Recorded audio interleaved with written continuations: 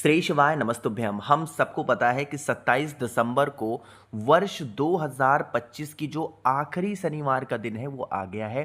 और इस आखिरी शनिवार 2025 को हम सभी को चावल का एक दाना और काली मिर्च का ये उपाय करना है। आपके पास में इस वर्ष ये आखिरी मौका है शनिवार को उपाय करने का, जिससे आने वाला जो वर्ष हो यानी 2026 हो वो आपका ठीक ढंग से सही से अच्छे से जाए। ठीक है ना। इसी की बात हम लोग करेंगे। चाहे वो कितनी भी बड़ी प्रॉब्लम हो, सभी का सलूशन इस वीडियो में आपको देखने को मिलेगा। ठीक, समझने की कोशिश करते हैं कि इस उपाय के लिए हमें किन किन चीज़ों की आवश्यकता पड़ेगी। सबसे पहले बता दूं कि हम सभी लोगों को काली मिर्च एक चाहिए, बहुत ज़्यादा नहीं, सिर्फ एक काली मिर्च, है ना। काली मिर्च के साथ में जैसा मैंने बताया था चावल का एक दाना। मैंने जानबूझ करके इस प्रकार से एक छोटी सी बर्तन में आपको पका हुआ चावल दिखाया। क्यों? ताकि आपका कंफ्यूजन दूर हो। कभी भी भोलेनाथ को पका चावल समर्पित नहीं करते हैं। ये सवाल क्यों है? आप ही लोग के द्वारा है भैया। क्या कच्चा चावल चढ़ा सकते हैं या क्या कभी कभी हम पका भी चढ़ा सकते हैं? नहीं, कभी भी पका चावल भोले बाबा को समर्पित नहीं करना है। हमेशा कच्चा चावल का दाना ही लेना है। ठीक, इतना करने के बाद में आप सभी को तांबे का पात्र नहीं भूलना है, जल भरना है, जल के अंदर गंगा जल डालना है, एक चावल का दाना, एक काली मिर्च आप सभी लोगों को इस कलश के अंदर, इस पात्र के अंदर डिप कर देना है यानी डाल देना है ना। फिर आप इस कलश को उठाइएगा, भोले बाबा के शिवलिंग के पास लेकर के पहुंच जाना। फेस रखिएगा उत्तर दिशा, नॉर्थ डायरेक्शन। हम सबको पता है बहुत ही अच्छे से, जब कभी भी हम शनिवार का कोई सा भी उपाय करते हैं तो भोले बाबा का एक बहुत ही प्यारा सा नाम है। वो कौन सा नाम है? काशी विश्वनाथ महादेव। रिपीट कर रहा हूँ, क्या नाम है? काशी विश्वनाथ महादेव। इन्हीं का स्मरण करते हुए, इन्हीं का ध्यान करते हुए आपके पास में सॉरी, जो कलश के अंदर जल है उसे पहले भगवान गणेश, फिर भगवान कार्तिकेय, फिर माता अशोक सुंदरी, फिर माता का हस्तकमल और फिर लास्ट में भोले बाबा के शिवलिंग के ऊपर। यहाँ नंबरिंग कर दे रहा हूँ ताकि आप कंफ्यूज ना होंगे कि पहले कहाँ चढ़ाना है, बाद में कहाँ चढ़ाना है। सबसे पहले भगवान गणेश का स्थान, फिर भगवान कार्तिकेय का स्थान, फिर माता अशोक सुंदरी का स्थान, फिर माता का हस्तकमल और लास्ट में भोले बाबा के शिवलिंग के ऊपर बचा हुआ जल काशी विश्वनाथ महादेव के नाम से समर्पित करना। हाथ जोड़ करके उनसे विनती करना। अब खड़े कहाँ होगे? आप किसी भी दिशा में, आप यहाँ खड़े हो जाओ, आप यहाँ खड़े हो जाओ, आप फ्रंट पे हो जाओ, आप पीछे खड़े, मतलब कहने का क्या है कि आप कहीं पर भी खड़े हो करके जैसे भी आपको विनती करनी हो, प्रार्थना करनी हो भोले बाबा से, आप कर लेना और उनसे यही कहना कि आने वाला जो वर्ष हो वो हमारे घर में, हमारे परिवार में खुशियों की भरमार लेकर के आए।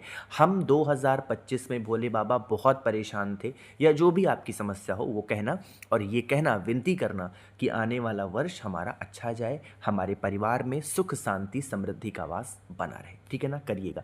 शनिवार के दिन हम काशी विश्वनाथ महादेव का स्मरण करते हैं ताकि जैसे वो विश्व कल्याण का भला कर रहे हैं, हमारा जो परिवार हो उनकी प्रार्थना कर रहा है, तो हमारे परिवार की भी रक्षा भोले बाबा करेंगे। ठीक, चलिए, शनिवार का दिन है तो आगे बढ़ते हैं इस वीडियो के दूसरे उपाय की तरफ, जो कि हमें किससे करना है? शमी के पत्ते के साथ में। स्पेशल सी वीडियो है, स्पेशल सा उपाय है, समझने की कोशिश करते हैं।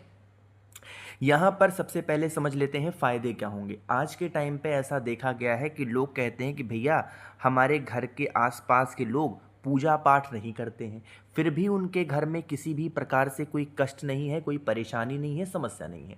हम तो दिन भर भोले बाबा को जल चढ़ाते हैं, उनकी कथा सुनते हैं, प्रार्थना करते हैं, विनती करते हैं, उपाय करते हैं, लेकिन हमारे जीवन में कष्ट ही कष्ट है। इसके पीछे का कई कारण हो सकते हैं। सबसे पहला कारण हो सकता है कि आप सिर्फ पूजा ही करते हैं, आपका जो मन है वो पवित्र नहीं है। मन पवित्र कैसे?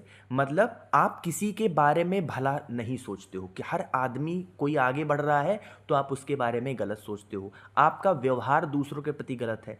आपके जुबान पे हमेशा कटु भाषा का इस्तेमाल होता है, चाहे अपने परिवार को लेकर हो या बाहरी लोगों के लिए हो। दिन भर आप जल चढ़ाओगे, अगर मन पवित्र नहीं है तो लाभ नहीं मिलने वाला है। ठीक, यही हाल आपके घर के बगल में जो लोग प्रसन्न रहते हैं, कम पूजा पाठ करते हैं, उनका क्या है कि वो पूजा पाठ जितनी भी देर करेंगे, चाहे वो 2 मिनट कर रहे हों, चाहे वो 2 घंटे कर रहे हों, वो प्यार से करेंगे, उनके मन में भाव से करेंगे।